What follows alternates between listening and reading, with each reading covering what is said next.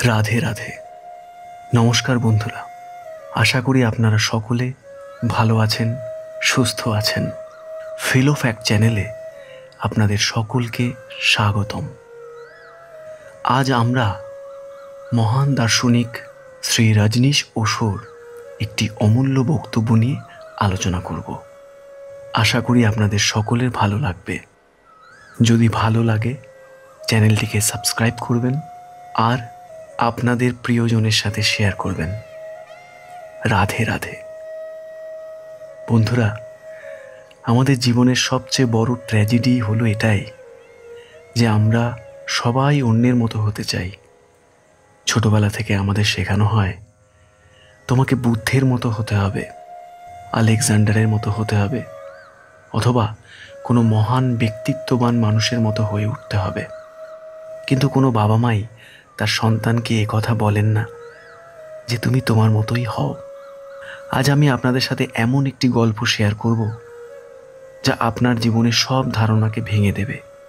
এই গল্পটি আমাদের শেখাবে কেন অন্যকে অনুসরণ করা বা অভিনয় করা নিছক একটি মিথ্যে রাস্তায় হেঁটে চলা ছাড়া আর কিছুই নয়। এটি আমাদের ভেতরের সত্তাকে দু টুকরো করে দেয়, আর এই টুকরো টুকরো হয়ে বেঁচে থাকা জীবনে কোনোদিন শান্তি এনে দিতে পারে না। ওশো তার বক্তব্যে বলছেন, অস্বস্তি বা কষ্ট জন্ম নেয় আদর্শ থেকে। মানুষ ভণ্ড, অসহজ এবং জটিল হয়ে ওঠে এই আদর্শের কারণেই। যাদের আমরা অনুসরণ করি তারা নিজেদের জীবনে সুন্দর এবং মহান ছিলেন, তা অনস্বীকার্য। কিন্তু আমরা তাদের আসল বার্তাটা ধরতে পারি না। আমরা ভুলে যাই তারা কোনোদিনও অন্য কাউকে অনুকরণ করেননি, নিজেদের সত্তাকে সম্মান করেছেন। তুমি যেমন তেমনই যথেষ্ট। তুমিও নিজের মতো করে জীবন কাটাও। কাউকে অনুকরণ বা কারোর মতো হয়ে ওঠার অভিনয় করো না। অনুকরণ আর অভিনয় মানুষকে মিথ্যেবাদী করে তোলে। এতে তোমার বাইরের আর ভেতরের চেহারায় পার্থক্য তৈরি হয়। তোমার ভেতরের সত্তা দু টুকরো হয়ে যায়, আর টুকরো টুকরো হয়ে বেঁচে থাকা জীবনে কখনোই সুখ ও আসল আনন্দ এনে দিতে পারে না। সহজ হওয়ার মানে হলো অখণ্ডভাবে বাঁচা। তুমি যেমন তেমনই থাকো। এই কথাটি একটু ভেবে দেখো, এটা খুব মূল্যবান। তুমি যেমন তেমনই নিজেকে প্রকাশ করো। বলো, আমি এরকম, এটাই আমার ভাগ্য। ঈশ্বর আমাকে এভাবেই বানিয়েছেন, এটাই তার ইচ্ছা। যদি এভাবে সমাজ তোমাকে গ্রহণ করে খুব ভালো, যদি না করে তাতেও কোনো ক্ষতি নেই।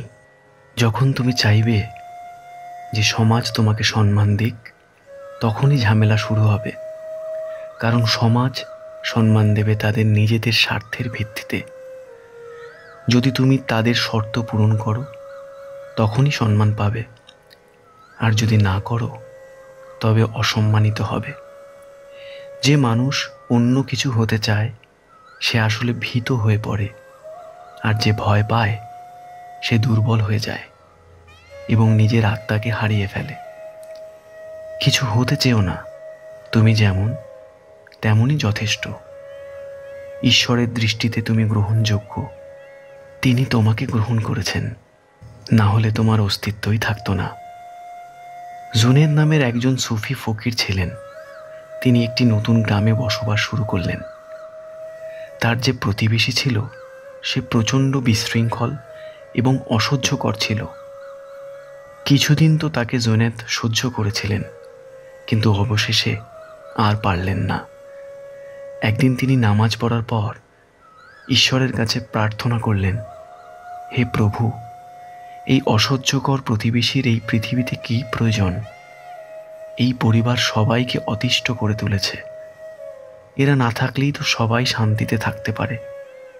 জুনেদ এর আগেও বহুবার ঈশ্বরের কাছে প্রার্থনা করেছেন, কিন্তু তার কোনোদিনও কোনো উত্তর আসেনি।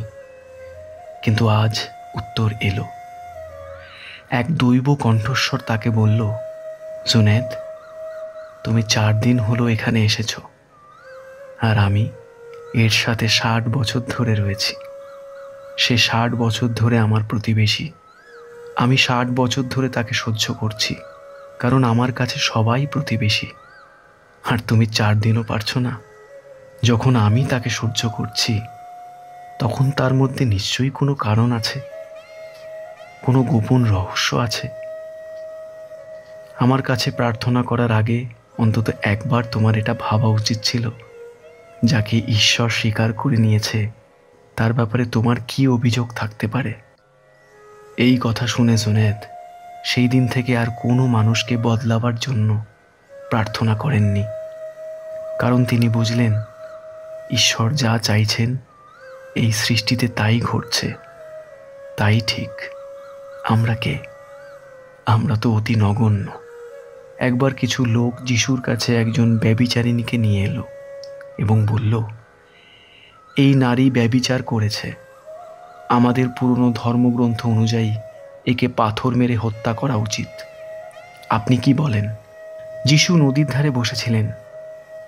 গভীর চিন্তা করলেন তিনি ভাবলেন, যদি পাথর মেরে হত্যার অনুমতি দিই তাহলে হিংসা হবে, আর আমার ভালোবাসা ও নীতির কি হবে? আর যদি বলি ক্ষমা করে দাও, তাহলে লোকেরা রেগে যাবে। তারা বলবে আমি তাদের পুরনো ধর্মগ্রন্থের বিরুদ্ধে কথা বলছি। আসলে তারা দল বেঁধে এই ফন্দি করেই তার কাছে এসেছিল। তারা ভেবেছিল যিশু যদি তাকে ক্ষমা করে দিতে বলে, তাহলে তারা যিশুকে পাথর মেরে হত্যা করবে, কারণ সে তাদের ধর্মগ্রন্থের অপমান করছে। আর যদি যিশু হত্যার অনুমতি দেন, তাহলে আগে নারীকে হত্যা করে তারপর যিশুর কাছে জানতে চাইবে, কোথায় গেল আপনার করুণা, কোথায় গেল আপনার প্রেম? তারা বলবে, তাহলে সবই তোমার ভণ্ডামি।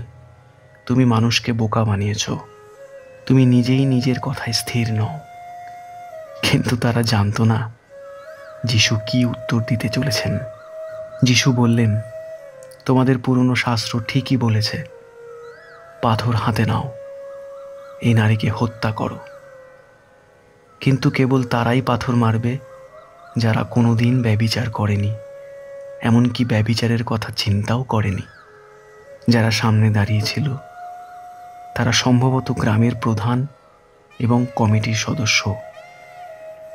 যিশুর মুখে এই কথা শোনার পর তারা সাধারণ মানুষের ভিড়ে মিশে গেল, কারণ এই ঝামেলায় কে পড়বে? যদি কেউ ব্যভিচার নাও করে থাকে, অন্তত তারা চিন্তা তো করেছেই। এমন একজন মানুষ খুঁজে পাওয়া কঠিন যে এই ধরনের চিন্তা করেনি। তারা চুপচাপ পিছনে সরে গেল। যারা হাতে পাথর নিয়ে এসেছিল ওই নারীকে ছুঁড়বে বলে, তারা হাতের পাথর মাটিতে ফেলে চুপচাপ ভিড়ে মিশে গেল। সূর্য ধীরে ধীরে অস্ত যেতে লাগলো। সন্ধে হয়ে এলো। একে একে সকলে সেখান থেকে চলে গেল। নারীটি একা হয়ে গেল। সেই নারী যিশুর পায়ের কাছে মাথা রেখে বলল, আপনি আমাকে কোনো শাস্তি দিতে পারেন। আমি স্বীকার করছি যে আমি পাপী। আপনার করুণা আমার হৃদয়কে কৃতজ্ঞতায় ভরিয়ে দিয়েছে। যিশু বললেন, আমি কেউ নই তোমার বিচার করার জন্য।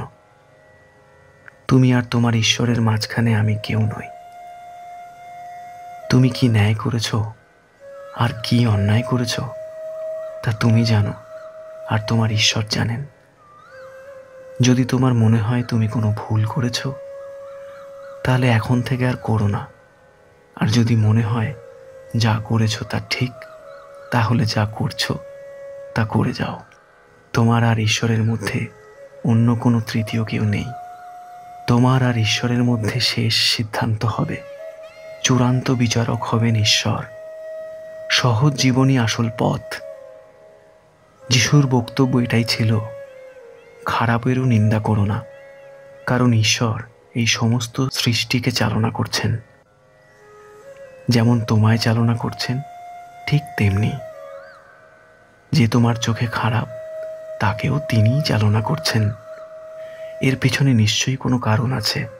নিজের ভেতরে জেগে ওঠো, জীবন যাপন করো, কিন্তু জীবনযাপনের মূল সূত্র যেন তোমার নিজের মধ্যে থেকেই আসে, কাউকে অনুসরণ করে নয়, কারোর মতো করে হয়ে ওঠার জন্য নয়। যোগের সহজ আসন করো। যদি তোমার জীবন সহজ হয়ে যায়, তবেই তো তুমি স্থির হয়ে গেলে। এটাই আসল আসন। শুধু পা ভাঁজ করে বা সিদ্ধাসন করে আসল আসন হয় না। ওটা যে কেউ করতে পারে। ওটা এক ধরনের ব্যায়াম, যা শরীরের জন্য ভালো, কিন্তু তাতে আত্মার খোঁজ পাওয়া যায় না। সহজতা এবং নিজস্বতায় আসন তৈরি হয়, তখনই আত্মার অভিজ্ঞতা হওয়া শুরু হয়।